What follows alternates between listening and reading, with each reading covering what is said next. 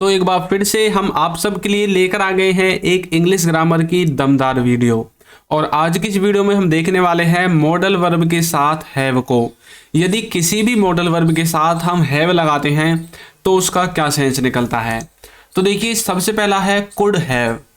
Could have का मतलब होता है कर सकते थे या फिर पास हो सकती थी। मतलब आप कोई काम कर सकते थे या फिर आपके पास कोई वस्तु हो सकती थी, कोई चीज़ हो सकती थी।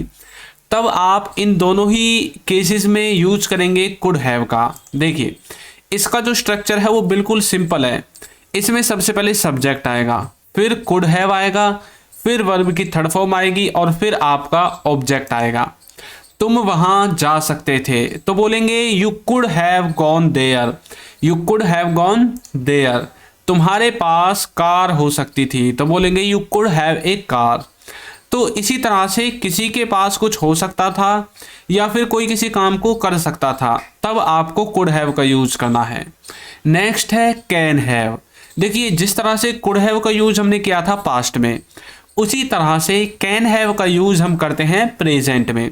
जब हम प्रेजेंट का कोई सेंटेंस बनाते हैं, कोई स्ट्रक्चर बनाते हैं और उसमें हम किसी की एबिलिटी की बात करते हैं, किसी की क्षमता की बात करते हैं कि भाई वो ये कर सकता है या फिर कोई कुछ नहीं कर सकता है, तब तो हम यूज करते हैं कैन का। लेकिन जब इसके साथ हैव लगाएंगे तब इसका मतलब निकलेगा कि किसी के पास कुछ हो सकता है, यानी कि उसके पास ये होगा, इस चीज की उसके पास एबिलिटी है। देखिए, इसमें सबसे पहले सब्जेक्ट, फिर कैन हैव, फिर ऑब्जेक्ट आएगा। इसमें कोई वर्ब वगैरह नहीं आएगी। देखिए, बिल्कुल 3 वर्ड का स्ट्रक्चर है। देखिए, उनके पास पैसे हो सकते हैं तो बोलेंगे they can have money. They can have money, उनके पास पैसे हो सकते हैं। उसके पास घड़ी हो सकती है तो बोलेंगे he can have a watch. He can have a watch. तो इसी तरह से जब आपको ऐसा बोलना हो कि भाई किसी के पास कुछ हो सकता है प्रेजेंट में, तब आप यूज करते हैं कैन हैव का। लेकिन मैं आपको एक बात और बता दूं, ये मैंने सेंस इसलिए निकाला है कि क्योंकि मुझे कैन हैव के बारे में आपको बताना है। बाकी सेम टू सेम यही सेंस आप और मॉडल वर्ब के साथ भी निकाल सकते हैं, माइट के साथ निकाल सकते हैं, मे के साथ निकाल सकते हैं। लेकिन ये मैंने इसलिए बता दिया है कि भाई आप फिर पूछने लगते हो कमेंट में कि सर फिर कैन हैव का मतलब क्या होगा। तो कैन हैव का मतलब है कि पॉसिबिलिटी ज़्यादा है, और जब आप मे का माइट का लगाओगे तो वहां पर आपको जो पॉसिबिलिटी का लेवल है वो थोड़ा कम दिखाई देगा। तो ये डिफरेंस होता है कैन हैव में, मे माइट और मस्ट हैव में। देखिए, नेक्स्ट है मस्ट हैव। मस्ट हैव का मतलब होता है जरूर होगा, यानी कि इसमें आप पूरे 100% श्योर होते हैं।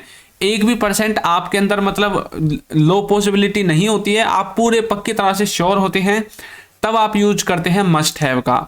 इसमें सबसे पहले सब्जेक्ट, फिर मस्ट हैव, फिर आपको यूज करना पड़ता है ऑब्जेक्ट। इस तरह से आप मस्ट हैव का यूज करेंगे। देखिए, उसके पास जरूर कार होगी। अब तक हमने पढ़ा था उसके पास कार होगी, अब हमने बोला है उसके पास जरूर होगी, जरूर कार होगी।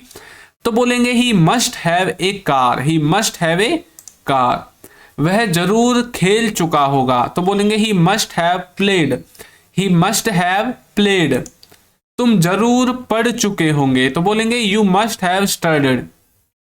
इसी तरह से किसी के पास कुछ होगा और आपको पूरा 100% लगता है कि भाई है, तब आपको मस्ट हैव का यूज करना है। या फिर कोई किसी काम को कर चुका होगा, जरूर कर चुका होगा, वहां पर भी आपको मस्ट हैव का ही यूज करना है। नेक्स्ट देखिए, यदि अभी तक आपने हमारी बुक्स को परचेज नहीं किया है तो लिंक डिस्क्रिप्शन बॉक्स में आपको मिल जाएगा, वहां से जाकर आप इनको परचेज कर सकते हैं। और एक बात और, यदि अभी तक आपने हमारी ऐप को डाउनलोड नहीं किया है तो इसका लिंक भी आपको नीचे डिस्क्रिप्शन बॉक्स में मिल जाएगा, वहां से जाकर आप इसे भी डाउनलोड कर सकते हैं। और ये फ्री ऑफ कॉस्ट है, इसमें एक भी पैसा आपका खर्च नहीं होगा। नेक्स्ट है विल हैव, जिसका मतलब होता है पास होगा या फिर कर चुका होगा। अब ये जो विल है ना, ये हमें फ्यूचर के बारे में बताएगा। अब तक हमने देखा था कि कोई प्रेजेंट के बारे में बात कर रहा है, कोई पास्ट के बारे में, लेकिन विल इकलौता आपका ऐसा है जो कि पक्के तौर पर सिर्फ और सिर्फ फ्यूचर के लिए ही काम करता है। यानी कि फ्यूचर में किसी के पास कुछ होगा या फिर फ्यूचर में कोई किसी समय तक किसी काम को कर चुका होगा, दोनों में विल हैव लगेगा। इसमें सबसे पहले सब्जेक्ट, फिर विल हैव और फिर ऑब्जेक्ट लगता है। उसके पास पेन होगा तो बोलेंगे he will have a pen, he will have a pen. वह खेल चुका होगा तो बोलेंगे he will have played, he will have played. वो देख चुके होंगे तो बोलेंगे they will have watched, they will have watched. तो मतलब किसी के पास फ्यूचर में पेन होगा, फ्यूचर में ही किसी ने मतलब कोई कुछ खेल चुका होगा और फ्यूचर में ही कोई कुछ देख चुका होगा। तो ये मतलब होता है विल हैव का, मतलब कर चुका होगा या फ्यूचर में कुछ किसी के पास होगा। नेक्स्ट है मे हैव। अब मैंने आपको बताया था कैन हैव वाले स्थान पर कि मे की जो पॉसिबिलिटी है वो थोड़ी कम है, यानी कि शायद होगा। स्ट्रक्चर में सबसे पहले सब्जेक्ट फिर मे हैव फिर ऑब्जेक्ट आएगा। देखिए उसके पास शायद कार होगी, शायद होगी आपको पक्का पता नहीं है तो आप बोलोगे ही मे हैव ए कार, या फिर आप इसका मतलब एक और निकाल सकते हैं उसके पास शायद कार हो सकती है। अब होगी या हो सकती है ये सब कुछ आपका इससे ही बन जाएगा जो ही मे हैव ए कार। अब डिपेंड करेगा कि किस सिचुएशन में आपको बोलना है। एक बात और, इंग्लिश एक लैंग्वेज है, कभी भी आप इसको वर्ड टू वर्ड ट्रांसलेशन इसका मत करना। कभी आप हिंदी से word to word translation English में करने लग जाओ। ये बताइए आप अब हिंदी बोलते हैं, आप क्या शुद्ध हिंदी बोलते हैं? आपके ग्रामर के यूज करके बोलते हैं? नहीं बोलते ना, तो फिर आप इंग्लिश को ऐसे क्यों ग्रामर की तरह पढ़ना चाहते हैं? तो समझ में आया ना, ही मे हैव ए कार इसका मतलब दो है, इसके पास कार होगी या कार हो सकती है। शायद वह खेल चुका होगा तो बोलेंगे he may have played, he may have played. तुम शायद पढ़ चुके होंगे तो बोलेंगे you may have studied, you may have studied. तो मे हैव का मतलब है शायद कोई किसी काम को कर चुका होगा या फिर किसी के पास कुछ होगा। नेक्स्ट है वुड हैव। वुड हैव के भी दो सेंस हैं, किसी के पास कुछ होगा और कोई कुछ काम कर चुका होगा। देखिए इन सब का आपको मिलता जुलता जो इनका हिंदी का ट्रांसलेशन है वो दिखेगा, लेकिन इनका सेंस अलग है।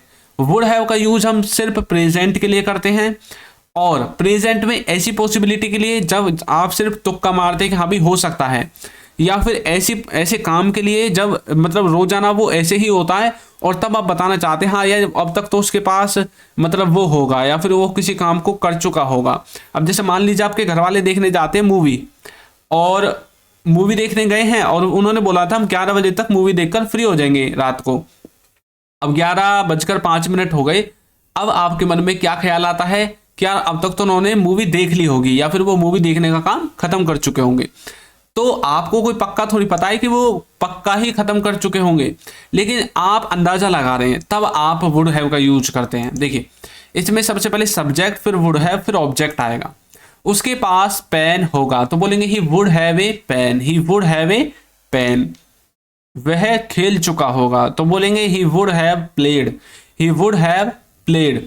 वो देख चुके होंगे तो बोलेंगे they would have watched, they would have watched. अब मतलब ये जो कार्य हैं ये अब तक हमारे बोलते टाइम तक खत्म कर चुके होंगे या फिर हो चुके होंगे। और ये जो पेन है ये हम अंदाजा लगाकर बोल रहे हैं कि भाई उसके पास पेन होगा। इस तरह से आप वुड हैव को देख सकते हैं। एक और देखिए यूज्ड टू हैव, जिसका मतलब है हुआ करता था, मतलब किसी के पास कोई वस्तु हुआ करती थी पास्ट में। इसमें सबसे पहले सब्जेक्ट फिर यूज्ड टू हैव फिर ऑब्जेक्ट आएगा। उसके पास कार हुआ करती थी पास्ट में।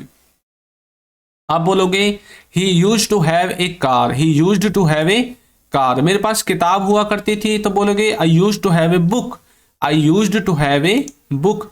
उसके पास बाइक हुआ करती थी तो बोलेंगे he used to have a bike, he used to have a bike.